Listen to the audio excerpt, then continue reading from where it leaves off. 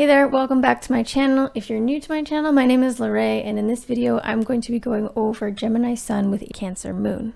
I'm going to start off the video by talking about what a typical Gemini Sun is like, and then I'm going to get into the moon placement and talk about it as a combination. So if there's certain aspects of the Gemini Sun description that don't quite resonate or make a lot of sense, then hold on until you hear the moon placement, and it'll probably tie together quite nicely and make a lot of sense. Little disclaimer before I get started that, even when you do hear your moon placement, there may be some aspects that don't quite make sense. Maybe it's a little different because I can't see the rest of your chart. Keep in mind this is only 2 placements of your entire chart, and so when I am talking about these descriptions and this combination, I mean like in general, most of the time, tendencies. This is what the person with this pairing would act like, barring any other placements that would counteract these expressions. And that is a good segue to tell you that if I now have paid birth chart readings available, so if you would like me to look at the rest of your chart and get a more complete and in-depth examination of your chart, I have paid readings available on my website, and so I will leave a link in the description. I have 5 different packages available as of the time I'm recording this with 5 different prices. So link in the description if you would like to check that out. I will also probably be glancing over here from time to time because I have my very thorough notes and I don't want to miss anything. When I'm talking to the camera, honestly, my mind goes blank. So I have very carefully crafted notes that I put together myself. So just so you know, let's get started with Gemini Sun.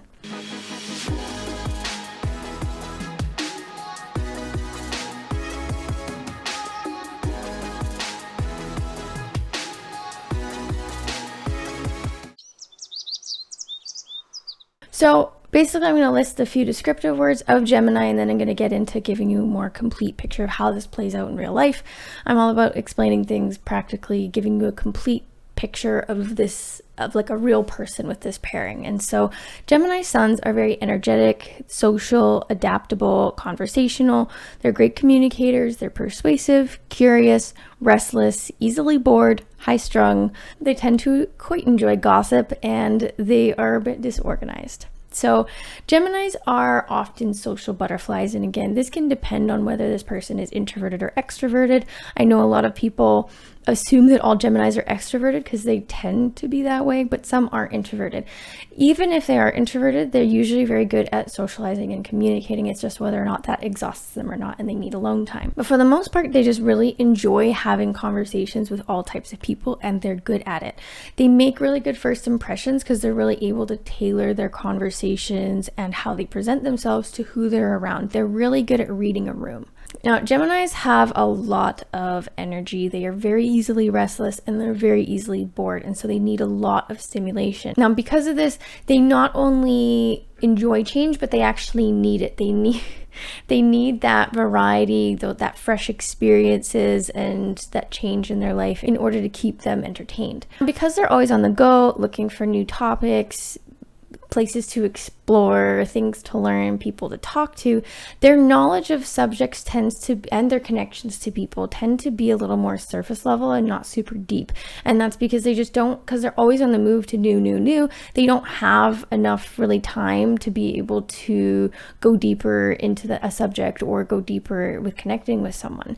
And it's because they get bored so easily. And so they tend to know a little about a lot and never really master anything, kind of a jack of all trades. So if a Gemini does actually know a lot about one's particular subject, or like maybe even mastering it, going to school for it, pursuing it as a career, that sort of thing, or if they have a really deep connection with someone, they're married to them, very committed to them, that's something that they're learning, or that someone that they're with has managed to keep them interested for a very long time, to the point that they're willing to commit to it. That's a really actually impressive feat, because they're so easily bored. So if it's a subject that they're learning, maybe they're going to school for it, then it's something that doesn't have a ceiling. It's something that just keeps them interested, to where they're always learning new information in it. There's new levels to it. And anytime they learn a new piece of information, it's just as exciting as when they first learned about the topic. It's going to be something like that. I feel like as soon as Gemini feels like they've mastered something and there's nothing more like new to learn, like there's no point. It's so boring for them. Most Geminis would have abandoned it far before they got to that point. And so if they are mastering a subject,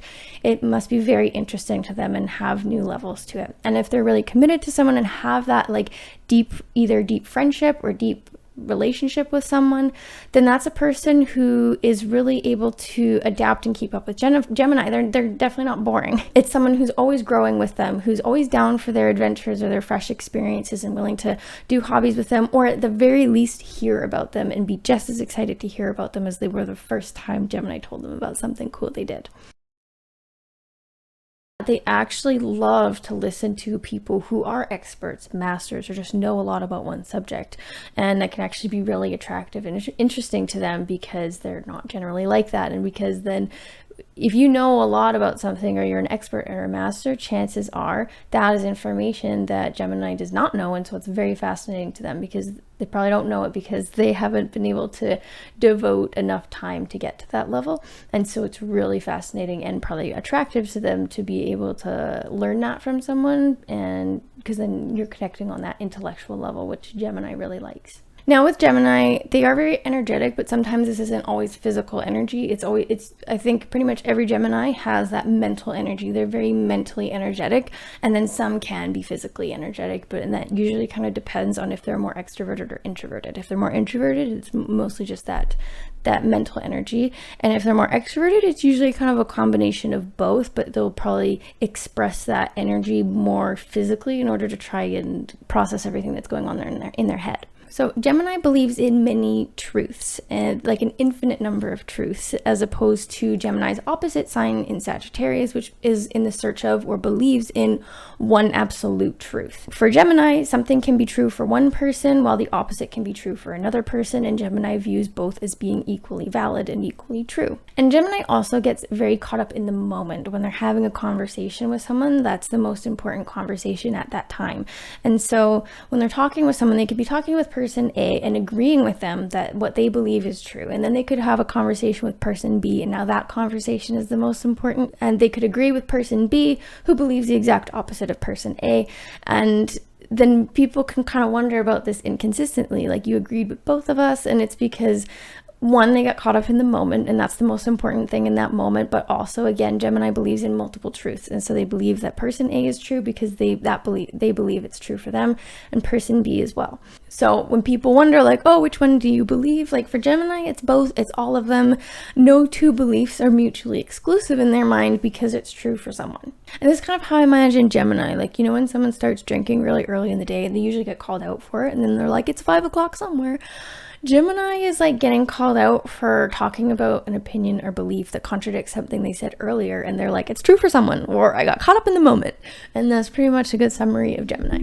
And now another caveat to this is that Gemini, I think, is notorious for saying things and making plans and then just as easily going back on them. And again, it's from getting caught up in the moment. In the moment, it was the most important thing, and they're like, yes, let's do it, and they agree to it, but then the moment passed and they're probably caught up in a new moment that is now the most important thing, or they could have just completely forgot about the first thing that they agreed to. So like a good way to summarize that would be flaky, I guess, yeah, which as an Aries I find extremely frustrating. And now, like I said about Gemini saying one thing and then agreeing to the complete opposite, it's also really hard for Gemini to like keep track of everything that they say and everything that they agree to, because for them it's as fast as like their thoughts. It would be like trying to keep track of every thought that you had in a week. And you're probably going to have some pretty contradictory thoughts throughout the week. It's based, how do you feel about your life and your job when you're stuck in traffic on the way to work Monday morning to a job that you don't enjoy, versus how do you feel about your life Friday when you're about to go party for the weekend or go on a week trip. So those are probably be some conflicting thoughts and feelings, but for us that's considered normal. For Gemini, like that's how it is when they're expressing information and points of view and opinions and beliefs. It's as fleeting as that, and it can be quite contradictory. And to them that's normal, because Gemini is actually quite good. It's the sign of the twins. It's a dual sign. It's like they have an alter ego. It's like they have two sides to them. I mean, ask any Gemini you know, or if you're a Gemini, then you know what I'm talking about. But if you don't know, like if you ask a Gemini, do you feel like two different people? Every single one of them will be like, yes, all the time. Like it's like they have an alter ego, or they just have just two different sides to them, and both are just as genuine, and it depends which side you're getting, which one wants to express itself today, you know? Now, like I mentioned, Gemini loves talking, communication, conversations, and if they're a little more introverted, I find this is usually directed a little more into, say, like writing, texting, social media. If they're more extroverted, then that's having conversations and talking with people, and usually it's the more extroverted ones I find that tend to really enjoy the gossip. But I think pretty much every Gemini enjoys gossip, and I feel like when they say they don't, they're lying. That's a different side of them that was out that day. The other side of them loves gossip. So, and now Geminis are like really good at gossip too. They know everything. Like if at work, they know everything that's going on. If you want to know all of the hot gossip, if you want to know like the rumors, everything that's going on, ask a Gemini. Like my mom's a Gemini, and she knows everything that happens at work. She knows absolutely everything. If you want to know what's going on, you talk to her. If she doesn't know, she will find out. It's like she's got eyes and ears and spies everywhere. She is the first to know about everything. And part of why is because she, again, is that Gemini able to get along with everyone genuinely. So everyone likes her, and so they tell her everything. So then she knows everything. All right, so now I wanted to add some of the unevolved characteristics of Gemini, and I wanted to make sure that I gave them a fair shake first, because I feel like they get a lot of hate, especially online. I take these sun moon combination videos very seriously. I put a lot of work and effort into them because I'm making them for someone who either has this pairing or loves someone who does. And so I want them to be beneficial. You know, the last thing I want is for someone to come watch these videos and feel like shit about their sign, because I know how that feels, and it's just completely unhelpful. So I want to make sure that when I make these videos, I'm doing every sign and every pairing justice, and that I'm showing that every sign and every pairing has the potential to be a great person when they're healthy, and to really show what all of the signs and pairings have to offer. And so I'll be honest, that's kind of why I fell behind in the sun moon combinations, because I got to Gemini and it was just one of the most challenging signs to fully figure out. And it's not like I didn't know about them before, and it's not even like I particularly dislike Gemini. It's just that, like, you know, we're all approaching astrology from our own biases, and I'm an Aries, you know, that is sextile Gemini, so that, like, I kind of get them a little bit, but the rest of my chart, I have 3 planets in Sagittarius, which is opposite Gemini, and then I have 2 planets and my midheaven in Pisces, which is square Gemini, and so I have a lot of opposite, like, difficult aspects to Gemini, so it was just difficult for me to fully get them, like fully understand them on a deep level and really appreciate them and what they have to offer. And I didn't want to make these videos until I got to that point, and I don't make any of my videos until I'm at that point, because the last thing I want is to just pile on the shitty stereotypes, because every sign gets that enough already, including I think especially Gemini. But on the other hand, I'm very aware that every sign has their challenges, their unevolved characteristics, and so I don't want to completely gloss over those, and so I'm going to get into some of the unevolved characteristics of Gemini now. So unevolved Geminis can be cunning, superficial, manipulative, and they can be very, like, when, again, unevolved, not all Geminis, but they are very good at lying and bending the truth. And they can also be unfaithful to their partners, and unfortunately some stereotypes are stereotypes for a reason. And unevolved Geminis can be two-faced in the worst way, you know, where they're talking, like, they're really nice, polite to your face, and then they're talking shit about you and spreading rumors behind your back. Or they do something really shitty and then they pretend it never happened, and they act like everything's normal. And then if you ever try to confront them about it, they're the kind of people that will either avoid it, deny it, or lie some more. And again, this is unevolved Geminis. It's essentially the worst expression of the sign. That said, though, most Geminis are big avoiders, especially when it comes to conflict. So even if they are a generally healthy Gemini, if you try confronting conflict head on, it's probably not going to go very productively, or at least it's just going to make them very uncomfortable.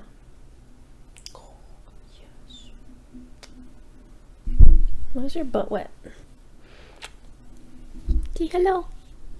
You're so pretty.